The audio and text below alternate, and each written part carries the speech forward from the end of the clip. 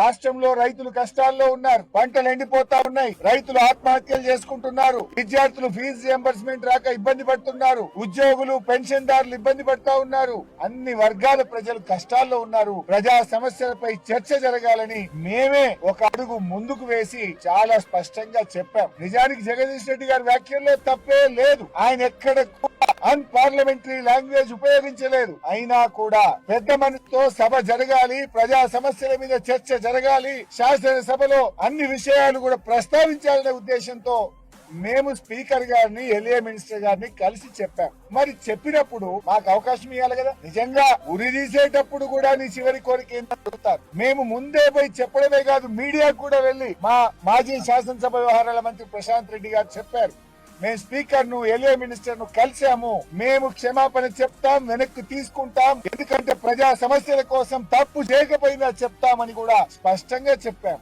మీడియాకు చెప్పాం, LA minister చెప్పాం, స్పీకర్ గారు చెప్పాం. అంటే దీన్ని బట్టి ఏమర్థమైతుంది, పథకం ప్రకారంగా ముందే మీరందరూ కూడా అనుకోని బీఆర్ఎస్ పార్టీకి అవకాశం ఇవ్వకుండా, జగదీష్ రెడ్డి గారికి అవకాశం ఇవ్వకుండా ఒక కుట్రతో బీఆర్ఎస్ గొంతు నొక్కాలని, బీఆర్ఎస్ ప్రశ్నిస్తే, బీఆర్ఎస్ సభలో ఉంటే వాళ్ళ తప్పిదాలన్నీ బయటకు వస్తాయని ఉద్దేశపూర్వకంగా ఇవాళ జగదీష్ రెడ్డి గారిని సస్పెండ్ చేశారు.